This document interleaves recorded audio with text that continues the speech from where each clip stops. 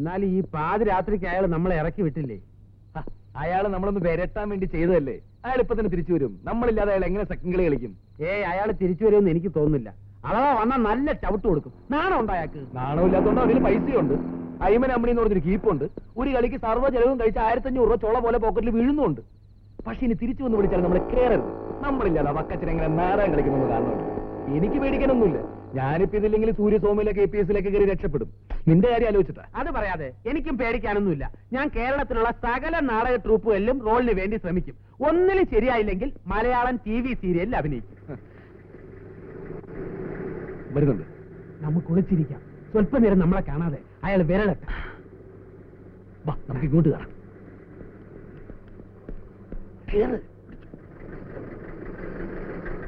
വരുന്നുണ്ട്. അതിനെ 25 രൂപ കൂടുതൽ എന്നാലും നാളെ മുതൽ കളിക്ക് വരുള്ളൂ എന്ന് പറയാം. ഞാൻ വരട്ടുന്നത് നീ നോക്കിക്കോ.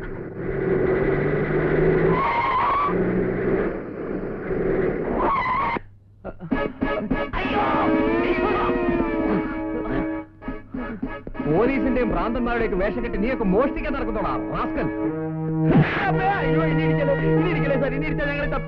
സത്യം പറഞ്ഞു. തൊണ്ടി സാധനങ്ങൾ എവിടെയാ കുഴിച്ചിട്ടിരിക്കുന്നത്? അതിന് ഞങ്ങൾ കള്ളന്മാരല്ല സാർ. എടാ, ഏതെങ്കിലും കള്ളന്മാർ ഇതുവരെ കള്ളനാണെന്ന് സംഭവിച്ചിട്ടുണ്ടോ? ഇല്ല. എന്താണ് പഠിക്കാത്തത്?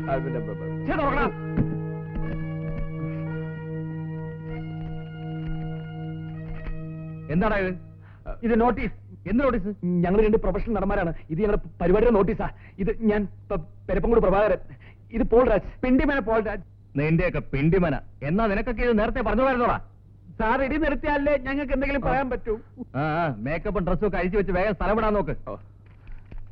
ഇവിടെ വെച്ച് വേണ്ട, പുറത്തു പോയേക്ക്.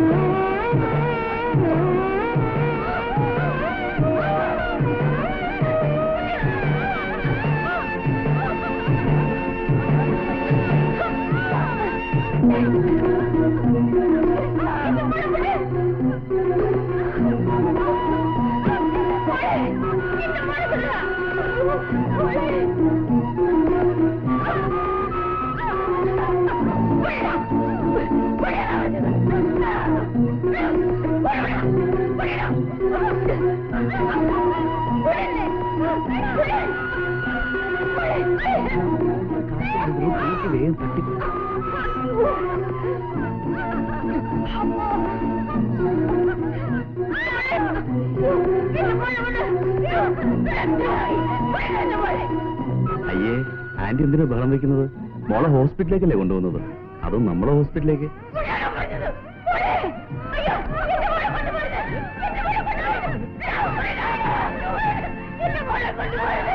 ഓക്കെ, ആന്റി ഇവിടെ നിന്നോളൂ.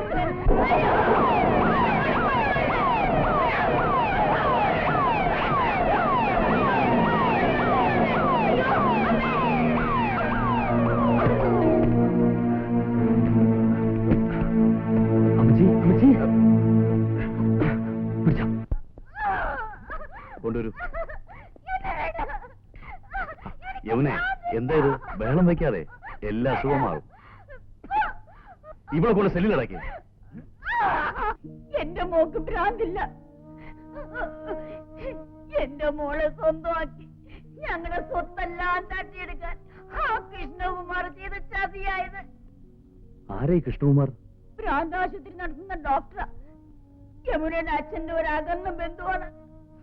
നിങ്ങൾക്ക് പോലീസിലൊരു കംപ്ലൈന്റ് കൊടുത്തൂടെ? അങ്ങനെ ചെയ്താൽ ആ നിമിഷം എന്റെ മോളെ ശരിക്കും ഒരു ഭ്രാന്തിയാക്കി മാറ്റുന്ന അയാൾ പറഞ്ഞിരിക്കുന്നത്. ഭ്രാന്ത് ആശുപത്രിയിൽ സ്വയംബോധം കൊണ്ട് നശിച്ച നിലയിൽ എന്റെ മോളെ കാണേണ്ടി വന്നാൽ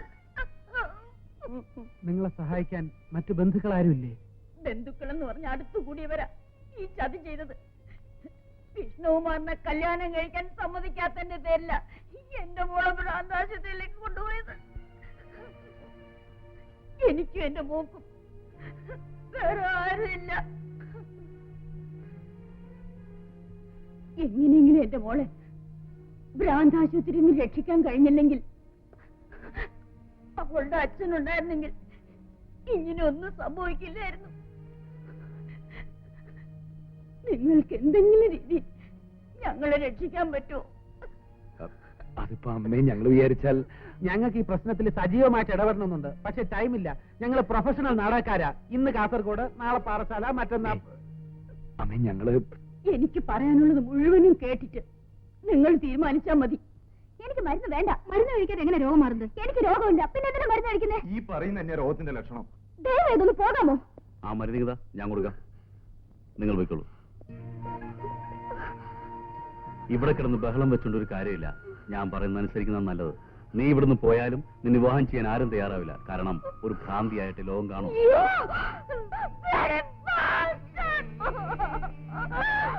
അറ്റൻഡർ, അല്പം വയലനാണ്, സൂക്ഷിച്ചോണം. സെല്ലെടുത്തേക്ക്.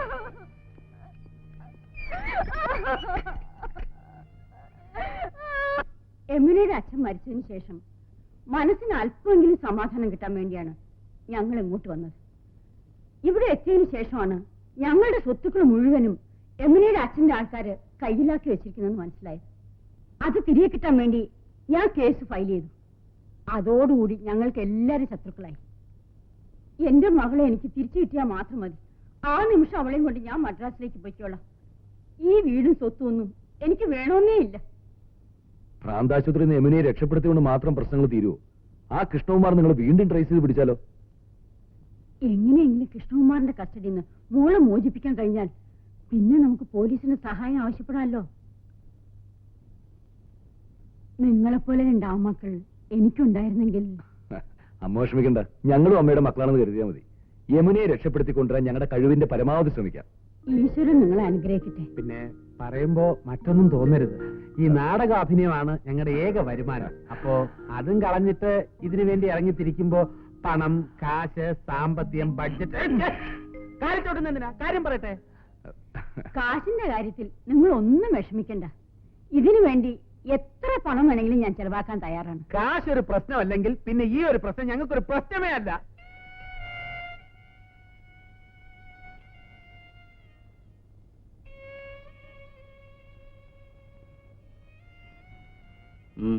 എന്താ? എനിക്കെന്റെ മോളെ ഒന്ന് കാണണം. എന്തിനാ ഇപ്പൊ കാണുന്നേ? എനിക്കെന്റെ മോളെ ഒന്ന് കണ്ടാൽ മാത്രം മതി. ഞാൻ ഉടനെ പൊയ്ക്കോളാം. പക്ഷെ ഒരു കാര്യം, മോളെ കാണാൻ ചെന്ന് എല്ലാം വിളിച്ചു പോയി ആളുകൾ അറിയിക്കാനാണ് ഉദ്ദേശമെങ്കിൽ ഞാനൊന്ന് പറഞ്ഞു ഓർമ്മയുണ്ടല്ലോ.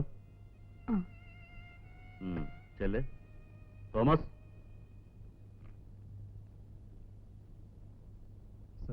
സെൽ നമ്പർ 4 പേഷ്യന്റ് കാണാമെന്ന സ്ത്രീയാ. അത് ഏറെ നിർത്തി സംസാരിപ്പിക്കണ്ട, വേഗം പറഞ്ഞിട്ടേക്ക്. ആ കുട്ടിയുടെ കാര്യം വലിയ കഷ്ടം തന്നെ. ഇത്ര ചെറുപ്പത്തിന് ഇങ്ങനൊരു വിധി.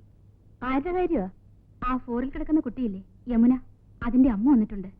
അവരുടെ കരച്ചിൽ കണ്ടിട്ട് സങ്കടം തോന്നുന്നു. കരഞ്ഞൊക്കെ മതി, അധിക നേരം ആരും ഇവിടെ നിർത്തണ്ടെന്നാ ഡോക്ടർ പറഞ്ഞിരിക്കുന്നത്. മോളെ, ഡ്രസ്സൊക്കെ പെട്ടിയിലുണ്ട്. കഥ തുറക്കും ഭാഗത്തെടുത്ത് വെച്ചോ. അമ്മ നാളെ വരാം.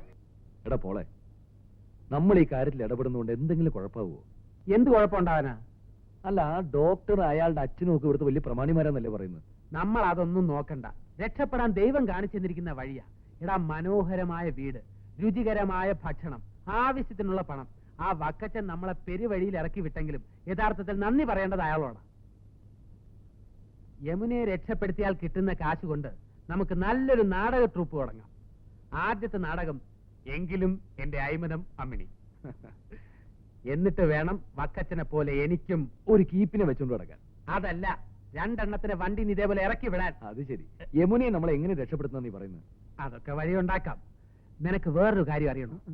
നമ്മൾ ഇവിടെ വന്നു പെട്ടതുകൊണ്ട് ഏറ്റവും കൂടുതൽ നേട്ടം ഉണ്ടാകാൻ പോകുന്നത് നിനക്കാ. എങ്ങനെ? നീ യമുനയെ ഭ്രാന്താശുപത്രിയിൽ നിന്ന് കടത്തിക്കൊണ്ട് പോരുന്നു. യമുനയുടെ അമ്മയുടെ കഷ്ടകാലത്തിന് അവർ യമുനയെ നിനക്ക് വിവാഹം കഴിച്ചാൻ തീരുമാനിക്കുന്നു. അവർ സ്വത്തുക്കൾ നിന്റെ പേരിൽ എഴുതി വെക്കുന്നു. നീ പറഞ്ഞതുപോലെ യമുനയെ ഞാൻ കല്യാണം കഴിക്കുന്നു, ഈ വീടും സ്വത്തുക്കളെല്ലാം കൈവശം വെക്കുന്നു, നിന്നെ ഞാൻ ഇവിടെ ഇറക്കി വിടുന്നു. ഇറക്കി വിടുന്നോ? അല്ലെങ്കിൽ നിന്നെ എനിക്ക് നേരത്തെ അറിയാം. അപ്പ കണ്ടവനെ അപ്പാന്ന് വിളിക്കുന്നവനാ നീ. അതൊക്കെ പോട്ടെ, യമുനയെ രക്ഷപ്പെടുത്താൻ നീ എന്ത് വഴിയാ കണ്ടിരിക്കുന്നു? അത് പറഞ്ഞാൽ നീ ഞെട്ടരുത്. ഇല്ല, പറ. ഒരു വഴിയും കണ്ടിട്ടില്ല. നിന്റെ അപ്പം.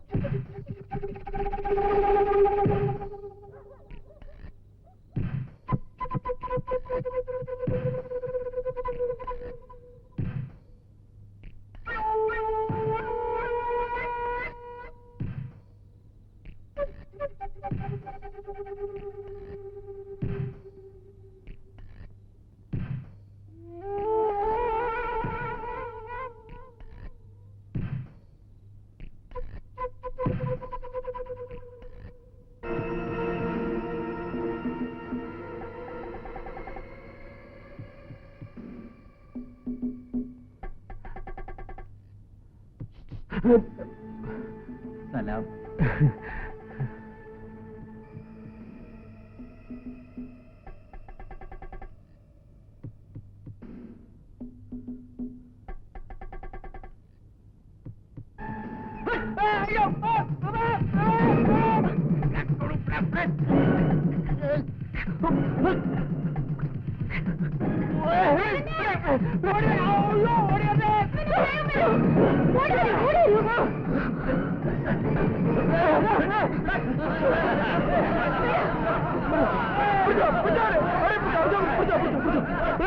പിടിച്ചോ